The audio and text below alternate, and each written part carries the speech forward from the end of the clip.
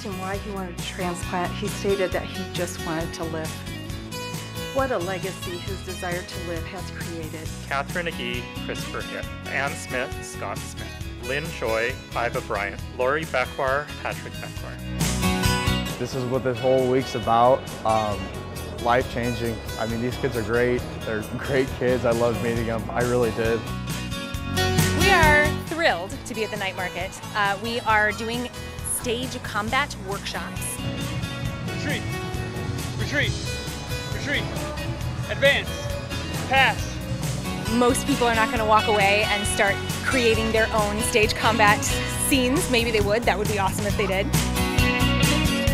We've searched for people in cornfields before, and everything shows up. Every little animal, everything in the cornfield will show up. We can use it at a fire scene. We can actually put it up and kind of look for hot spots at a fire scene. You can fly it out to someone in the water, and you can actually drop the life jacket. From 3 News Now and the Omaha World-Herald, this is Omaha Sunday Morning with Jennifer Griswold.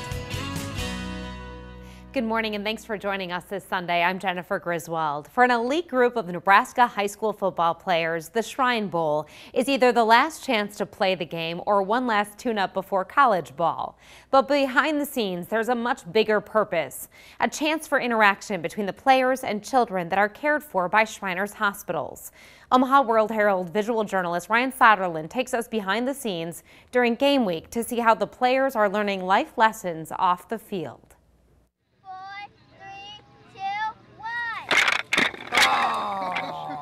We almost got it.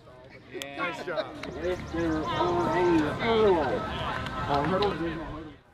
Just talking with my Gregory right here, I mean, it's not about, us, it's about them. So, it just opens your eyes, and it just getting to learn about them is, it's a blessing. So. B. No, duh. Yeah.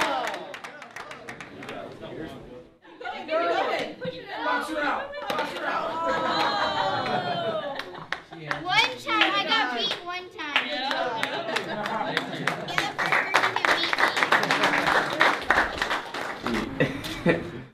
Man, you went the wrong way with that top one. No, man. It's amazing. This is what this whole week's about. Life-changing. I mean, these kids are great. They're great kids. I loved meeting them. I really did. It's inspiring. I want to be a doctor someday, and so it's really touching, and I love this experience. Oh, you can also do emoji. Okay, right there. I can't get a letter. Makes my stomach feel good. I know. Helps especially with dressing and that kind of thing. Do not try this at home.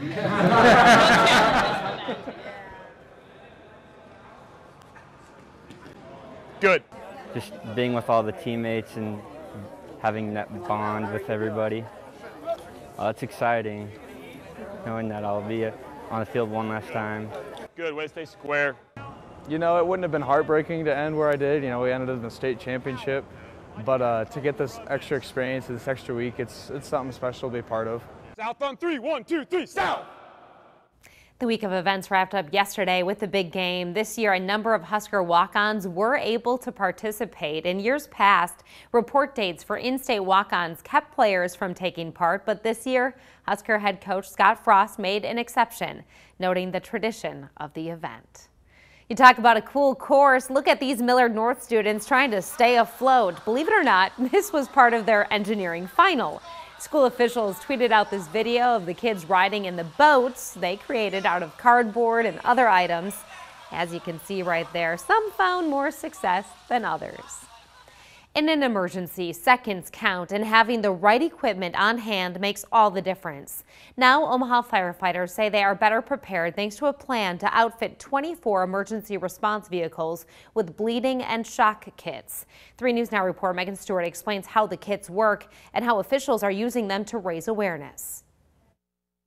I lost my arm, but I'm still alive. Hank Hansen's arm was severed while he worked as a mechanic in 2015. He didn't know it at the time, but he saved his own life, asking a Good Samaritan to tie a makeshift tourniquet around his arm. If he had not done that, I may have been lucky to last 5 minutes. Stopping blood loss is so crucial not only for freak accidents like Hansen's, but also in times of mass casualties. Life-saving pieces of equipment were seen in the Las Vegas shootings that saved multiple lives and are definitely needed on major catastrophes. Omaha firefighter Dustin Talaco has been putting together what he calls bleeding and shock kits, complete with pressure dressings, tourniquets, decompression needles, and other devices. For Talaco, the need was obvious. With the increase of mass casualty incidents and active shooter situations across the country, I felt an obligation as a servant of our community to prepare for a larger type of incident. Local doctors from Nebraska Medicine and UNMC, along with CHI Health, agree with his mission. If you look at the previous mass casualty type incidents, usually most lives lost is from some kind of bleed on a peripheral limb, either by gunshot or other shrapnel type device. Hansen echoes the need for the tourniquets and is happy to play a part in raising awareness. Tourniquets can save lives. And I can also say I'm living proof. Talaco's goal is to raise money for more kits by the time of the College World Series. For information on how you can donate, visit our website, 3newsnow.com. The Red Cross is asking a big question. Would you know what to do if someone needed help? Friday was the start of National CPR and AED Awareness Week. The American Red Cross is stressing that every second counts in cardiac arrest, and knowing what to do can save a life. The Red Cross is offering classes throughout the month and says you can find more life-saving information on their Red Cross First Aid app. One Iowa woman knows firsthand just how life-changing an organ donation can be. She knows because it saved her father's life. It allowed him to be there to walk her down the aisle on her wedding day, to meet his 9 grandchildren. It also inspired her to help others. 3 News Now photojournalist Stephanie Nolte shows you how 14 lives were changed thanks to her decision to give the gift of life with a kidney donation. Tanya Downey's father, Jack, received a kidney and pancreas transplant in 1998. When I asked him why he wanted a transplant, he stated that he just wanted to live. What a legacy his desire to live has created. He lived another 19 years after his transplant, was able to live an active life, even meet his grandchildren. I want everybody to consider donation. It's so important and so valuable for so many families. Wanting to give back, Downey donated her kidney to a complete stranger in November, an act that started a chain of selflessness. It just speaks to the generosity of the human spirit and how people just acknowledge each other as humans and are willing to help each other out. 14 people were involved in this transplant chain in November, giving their kidney to a stranger so their loved one in need of a transplant could find a match. Donors Sabrina Hughes and recipient Caleb Kunick. Catherine Agee, Christopher Hitt. Ann Smith, Scott Smith. Lynn Choi, Iva Bryant. Lori Beckwar, Patrick Beckwar. Sharon Morrill, Dylan Fritzen. Reed Peters, Tanya Downey. He'd be really proud, and he was always so grateful for the gift he received, so I think this would be, amazing for him to see this too. Stephanie Nolte, 3 News Now. Just incredible. Nebraska Medicine says there are currently 100,000 people waiting for a kidney in the U.S. alone. Summer vacation is finally here, but before some area students packed up their desks for the year, they tackled a big project. The assignment that tested their engineering skills while getting them in the mood for summer break. When Omaha Sunday Morning continues.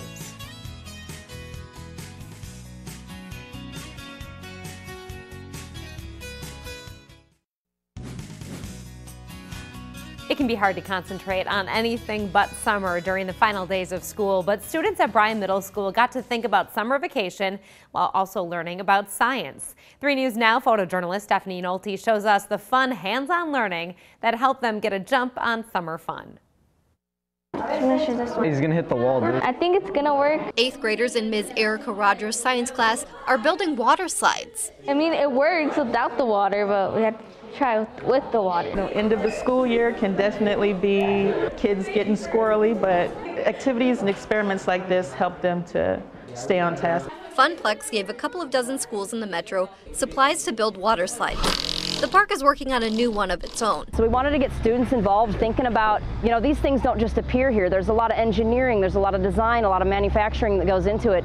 And it's such a fun process all the way through. Rockin' Rapids is the park's first double rider slide. and it's 50 feet tall. I was like watching and I was like, oh my God, I need to try that out. Trying to build their own slides. Almost ready to test it. Gives the students a new appreciation for the real thing. It's hard because then all the turns and curves they had to do, that was just like putting plastic like on a like curved line and that's just it. But it takes a lot more than just that. The same thoughts engineers have. They have to first think about the steepness of their slides. They want their man to slide down and not fall off. So we're looking at that. We're looking at gravity and the pull of gravity and how he's getting the slide down the slide and of course friction. It works! And perhaps the same excitement for the first ride. Funplex's new water slide, Rockin' Rapids, is still a few weeks away from opening, but they are expecting riders to get to enjoy it this summer. The first full week in June looks like another hot one. After slightly cooler weather this weekend, temps will be way above normal the next few days. As the heat builds, the chance for rain decreases significantly. Little to no rain expected this week. May ended with near triple-digit temps, and with 90s in the forecast this week, pet owners have to be extra careful when leaving their animals in a car or even outside at home. Temperatures inside a parked car can soar very quickly, reaching over 120 degrees on a day like today. Animal control officers say it only takes a matter of minutes for a dog to suffer heat stroke. We had a situation last year where a dog owner left their dog out in the sun, thought it was going to be fine, came home a couple hours later and the dog was dead. Tragic situation. Signs of heat stroke in a pet include heavy panting, glazed eyes, rapid heartbeat. To avoid overheating, keep your animals inside where there's air conditioning and water. Limit their outside exercise to early in the morning and late in the evening. Soldiers will tell you about the unbreakable bond they have with their comrades. So when an Army specialist died in Afghanistan, his soldier family was there for his real family. The touching newborn photo shoot that shows this baby who lost her father will always be surrounded by love and support. Now to a Little Morning Pick-Me-Up with a look at some of the national videos that touched our hearts this week. 2-month-old Christian Harris will never know her father. He was killed while serving in Afghanistan days after finding out he was going to be a dad. But that legacy has given Christian a surrogate family in the men and women who served alongside Army Specialist Christopher Harris. They were there to support his widow, Britt Harris, through her pregnancy. This week, she gathered her husband's comrades together for a special photo shoot, celebrating the couple's baby. The new mom says she hopes Christian inherits her father's extroverted personality and love of meeting new people. Those photos are beautiful. A sweet story out of North Texas. Every day at Keene Elementary School, a kindergartner acts as a greeter and welcomes classmates into the room. Asher Bales is the recent greeter and gives each of his friends a big handshake, sometimes a hug. Right there, there's that adorable hug to start their day. Their teacher hopes the morning greeting teaches her students good manners and shows them that someone is always on their side. And this is sure to put a smile on your face. It's making rounds on social media. A young boy in Georgia caught on camera being a perfect gentleman. 8-year-old Maurice Adams Jr. helped a woman with a walker make it up the stairs. Adam was with his mom when he saw the woman struggling, so he jumped out of the car and gave her a helping hand. The cell phone video was captured by someone driving in the car behind Adams and his mom. That driver rewarded him with $100 for his kind deed. Awesome to see. The first class of Douglas County Jail graduates walked the stage this week, receiving their GEDs. The inmates completed more than 2,200 hours of class, about 1,100 hours of homework, and passing a series of 4 exams. The education specialists say it's nice to be able to see the inmates celebrated and rewarded for all their hard work. The graduation represented several classes. The group of students spanned from 2016 through 2018 and worked with the education department to meet the state guidelines. This week, a major groundbreaking on a $27 million project in Council Bluffs. The Potawatomi Arts, Culture, and Entertainment Organization, also known as PACE, says plans for the Hoff Family Arts and Culture Center have been in the works for 5 years. It's a 95,000 square foot building near 6th Street and 10th Avenue. It will be home to the American Midwest Ballet, formerly Ballet Nebraska, Chanticleer Theater, and the Canesville Symphony. PACE hopes the new Arts Center makes Council Bluffs a better place to live, work, and play. We're hoping that this new art center and this art district will invigorate the community and this district to not only provide additional culture for our community, but provide additional revenue streams and invigorate a historic industrial area. Construction is expected to take 18 months. They anticipate the center opening in the winter of 2019. The kids are out of school, but parents don't fear. There's plenty of stuff happening around Omaha to keep them entertained. We go to the movies and the market when Omaha Sunday Morning continues.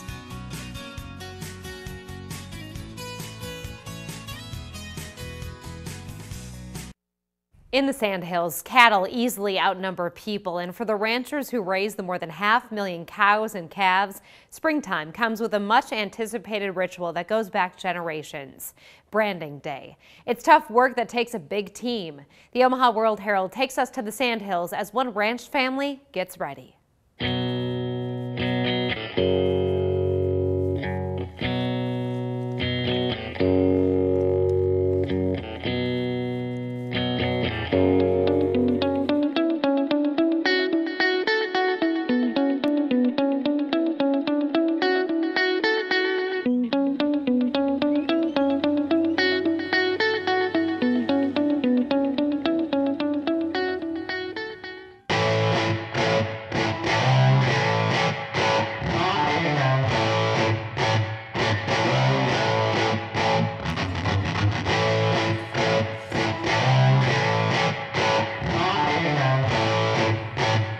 This was the Waits homestead, so it's been in the family for over 120 years.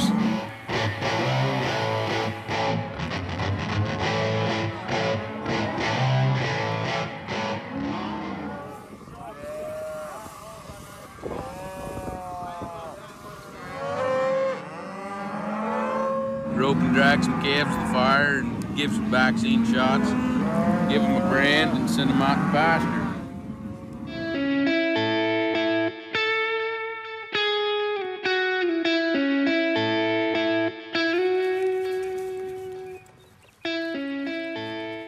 It's a long day's work with family, friends, neighbors, and hired hands all working to get it done. We'll be back with more Omaha Sunday Morning after the break. One Friday a month when the sun goes down, the nightlife comes alive at Turner Park. Summertime means the return of the night market. From tents and tables of unique goods to a chance to brush up on your sword fighting skills. The night market has a little bit of everything. Omaha World-Herald visual journalist Chris Makian gives us a look at what to expect this summer. We are thrilled to be at the night market. We are doing stage combat workshops. Retreat, retreat, retreat, advance, pass, thrust, feet together. There we go. Nebraska Shakespeare does a lot of stage combat because there's a lot of fighting, especially with swords, in a lot of Shakespeare's plays, including King John that we're doing this summer. So we have brought down some weapons, we have brought down some weapon tutorial sheets, and we are going to do stage combat workshops. People usually will take the swords and start swinging them like baseball bats. So our swords are safe, they're plastic, so no one will get hurt. But there's a lot of form that goes into learning different fight moves, especially with swords. There's a lot of footwork, so we'll be teaching a lot of the different footwork that you have to do, and then we'll be teaching some of the attacks and some of the parries that you would be doing with a weapon. But it's just on the outside. So inside lines, this is our inside, right? This is our outside. Does that make sense? Inside line, outside line? Lots of fight scenes in Romeo and Juliet. Hamlet's got a bunch. Richard III has a bunch. Pretty much if you're going to do a tragedy or a history, you're going to have quite a few fights. Then we learn how to hit. I hit you here, you block there. Now you hit me here. Common reactions, especially from students that are working with Shakespeare, is they're really surprised that they understand it. When kids read Shakespeare on the page, it's not something that comes really easily to them, but being able to see a full production, either one of our touring productions or Shakespeare on the Green, they start to understand the language in a different way, and I think that's really wonderful. Most people are not going to walk away and start creating their own stage combat scenes. Maybe they would. That would be awesome if they did. But yeah, just to have a good time and get out here in the beautiful weather with this awesome market and just kind of have fun with each other.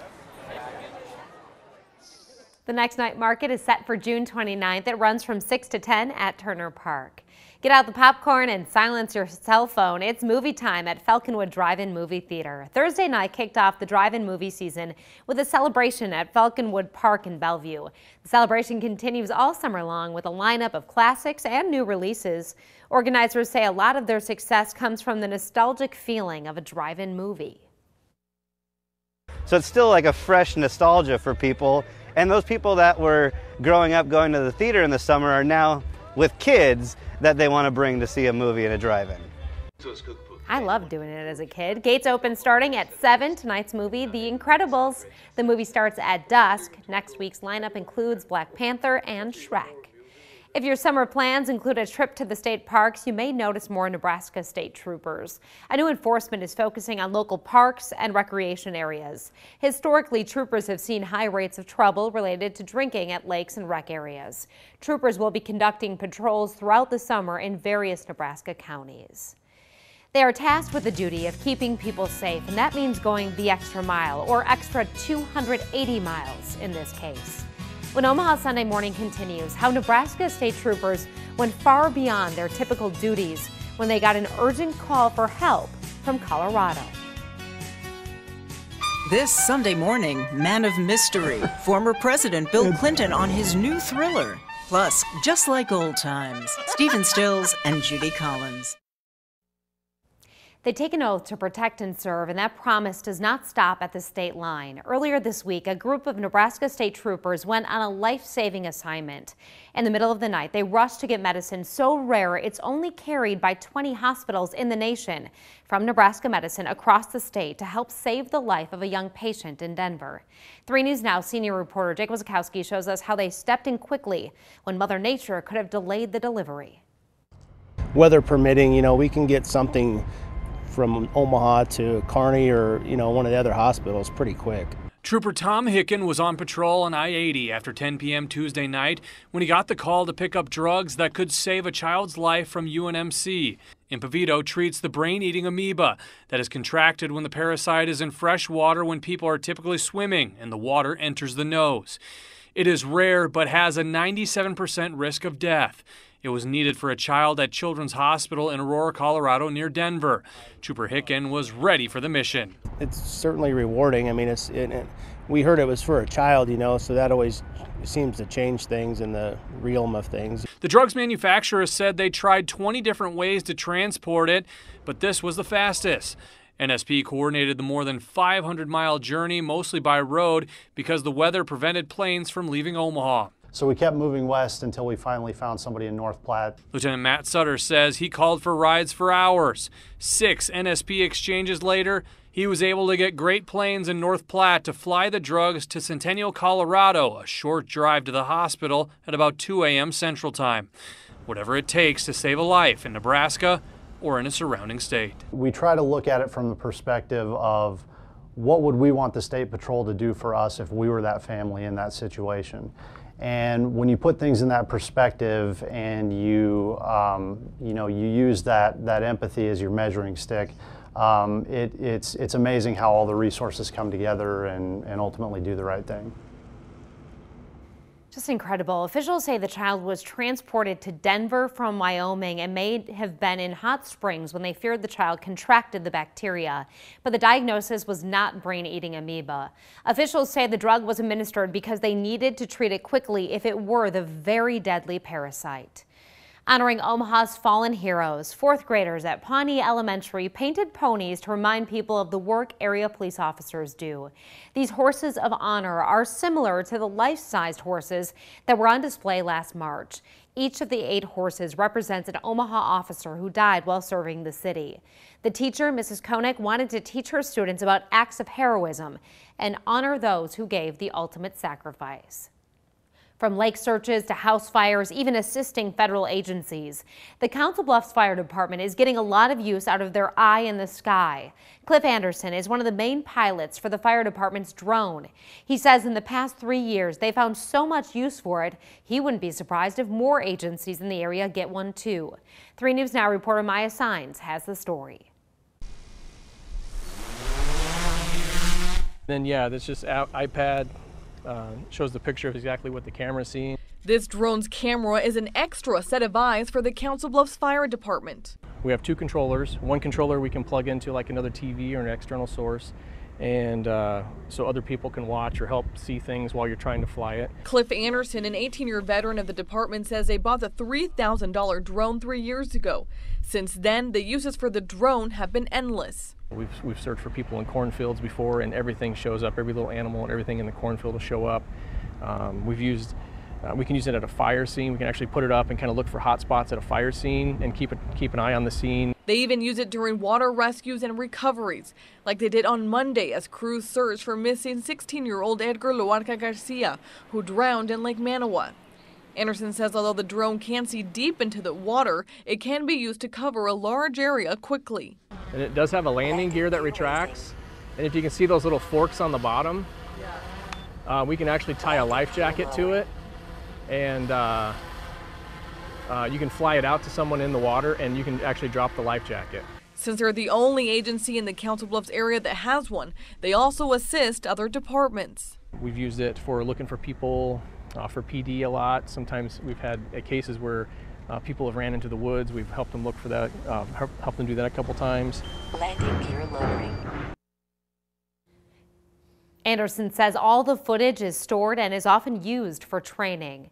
It's not every day that you see an airplane hanging off the side of a building, but that's exactly what you'll spot on a drive downtown.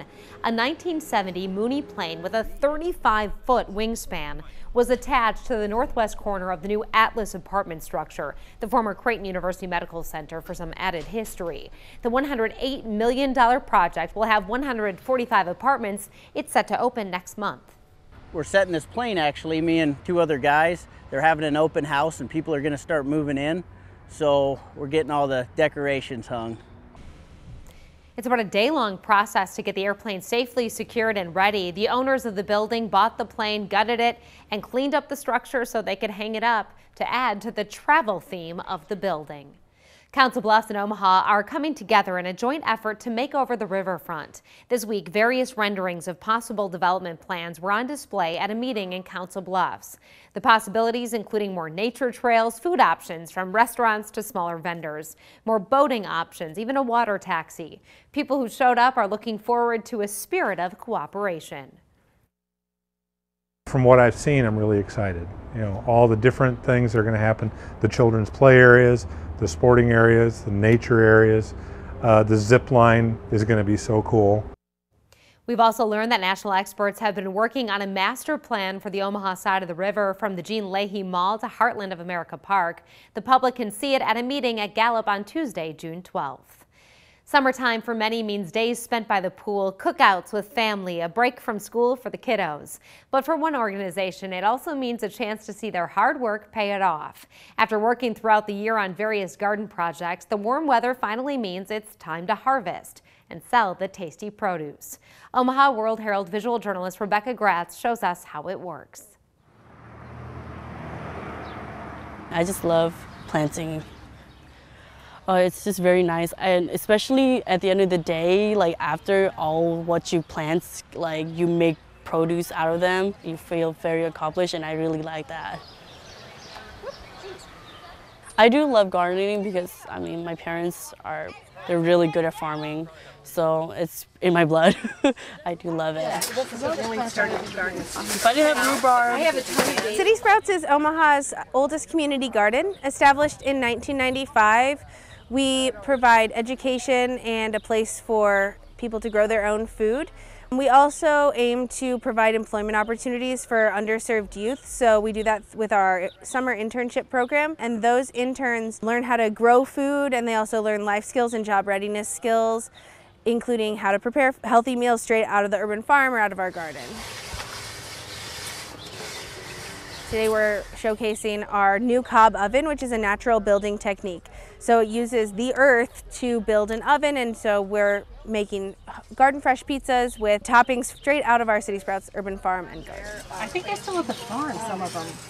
You know, City Sprouts is a really fun place to come and to enjoy the day with your family, whether or not you're a neighbor or you are from the other side of town. This is a public space, and we invite everybody to come and celebrate nature with us.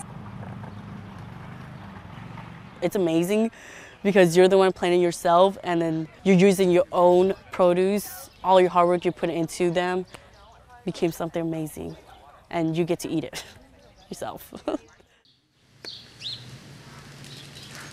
And it looks delicious. City Sprouts sells its fresh produce at its market stand every Saturday through September. You can stop by from 10 a.m. to noon at the Education Center on 40th and Seward. When Omaha Sunday Morning continues, we go into the archives for a little Omaha history. Plus, meet the Mushroom Man. It's all ahead. It's time to go into the archives this week for a school ritual that's been going strong for decades. Check out this cute photo from 1958. Members of Mrs. Margaret Olson's preschool class wear caps and gowns at the end of the school year. You can find this photo and many more historic Omaha photos just like it at omaha.com. Morel, shiitake, button, one guy in Nebraska knows all about mushrooms. Now he's likely the largest, if not the only, mushroom farmer in the state. He raises them in a warehouse using a mix of science and agriculture. Omaha World-Herald visual journalist Chris Makian has his story. My grandparents had a farm and raised animals and grew a garden, and so that's kind of where I got my interest in farming and nature. We do gray oyster, phoenix oyster, lion's mane, bear's head, shiitake, and wine caps. You know, basically if it wasn't for my family, I wouldn't be doing this. They allowed me the opportunity to quit my job and pursue my passion. They were skeptical but supportive, you know, they didn't know anything about it. But then once I showed them what we could do and, you know, we talked about it, they were on board fully. You know, of course, everybody wants to know, oh, are you growing psychedelic mushrooms? Or, oh, I didn't know there were so many types of mushrooms. And, of course, how beautiful they are and that they look like a flower or a work of art. So, yeah, once we get past that initial thing, they always have lots of questions about them. You know, how do they grow?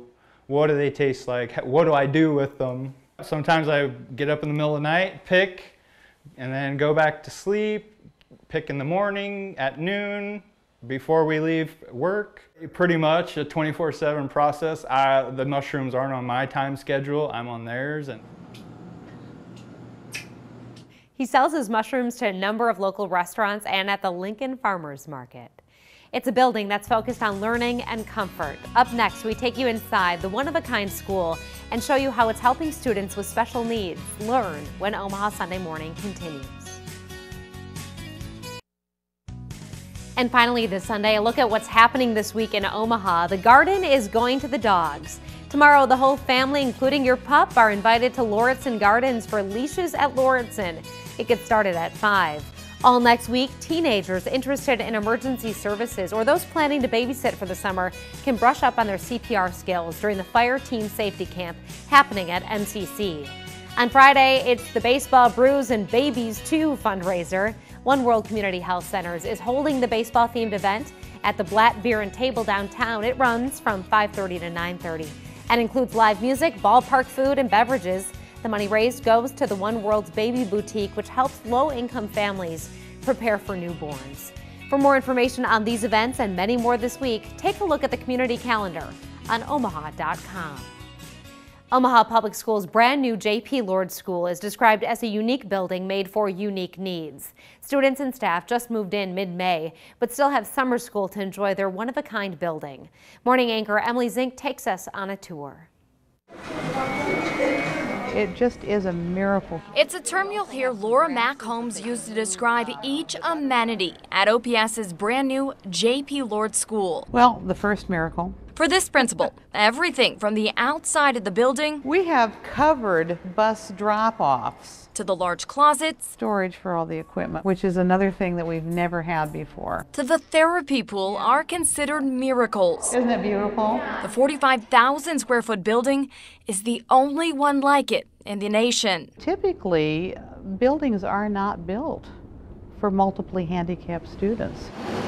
For 60 years, a school that services students ages 5 to 21 with multiple cognitive and physical disabilities made do with limited space inside a building on UNMC's campus. Through the 2014 OPS bond and a relocation agreement with Nebraska Medicine, this $10 million building near 45th and Marinda could be constructed. Our students ultimately had a part in this creation. The school's architects spent weeks with staff and students at the old J.P. Lord site. They just took all that information and made the best possible building I think they could make for the children. Adaptive physical education teacher Darcy Cleveringa says things like the extra wide hallways, you got it, outdoor space, good job, Dede, and sensory room. See, and just listen to the sounds. Will help transform the learning experience. I just love that it has brought so much newness to the kids. One thing I'm seeing is just there's so much for them to look at and so much to respond with. We like this room, don't we? The smiles and reaction are just incredible. As the school year ends for area students, one district is donating its remaining stock of milk to help the less fortunate. Omaha Public Schools donated more than 15,000 cartons of milk, apple, and orange juice to the Open Door mission. Because milk is a good source of calcium and protein, organizers say the donation is really important for the kids living at the shelter over the summer. This is like manna from heaven. This is golden because we don't get milk donated on a regular basis. To get all these flavors, strawberry, chocolate, white, apple, orange. It's going to make breakfast really great here for the next few days. Candace Gregory says milk is rarely ever donated to the shelter. Still ahead, we're beginning to wonder if we can ever make Jeff Katurba happy. His gripe with Mother Nature again when Omaha Sunday Morning continues. But first, a look what's coming up on KMTV today. What this famous chef did to help so many in their time of need is a heartwarming story that's not over yet. Tonight. This Sunday morning, talk about a thriller. Bill Clinton teams up with best-selling author James Patterson for a new book. We'll also tour an exhibit of the pioneering art of Jean Dubuffet.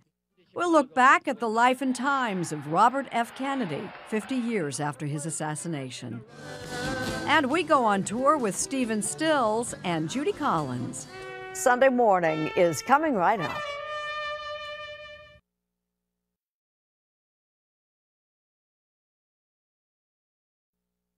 Summertime is here, the heat is blazing, and Omaha World-Herald editorial cartoonist Jeff Katurba is a little hot under the collar. I mean, can he ever be happy? I'm Jeff Katurba. I am the editorial cartoonist for the Omaha World-Herald. Well, it's finally happened. After living most of my life in Nebraska, I have finally given in. Yes, I've become a weather complainer. That was me whining about the cold weather not that long ago, in April. Oh, how a few weeks changes everything when you live in the Midwest. In that other video, I was telling you how I'd once lived in the Alps and had enjoyed all the snow. Now, with temperatures in the 80s and 90s, oh, what I wouldn't do to take a time machine and go back to that cold weather. Okay, so you might be saying to yourself, sheesh, when it comes to the weather, can this guy ever be happy? No. Well, okay, there was that 5 minutes in early May when it was really nice out. That's how it felt anyway. 5 minutes of nice weather sandwiched between winter and summer. That's the cartoon I drew on the topic. Because yes, politics is important, but let's be honest. The weather is the one topic in which we can all find common ground. Come on. You know what I'm talking about. In the meantime, I'll keep... You've also been saying that we're going to go right from winter straight into summer. I don't even need a beach. I know you have. And if you haven't said that, or at least thought it, well, you must not be from the Midwest. Happy summer. I'm always complaining about the weather. That's all for this week. Thanks for watching Omaha Sunday Morning, and we'll see you back here next week.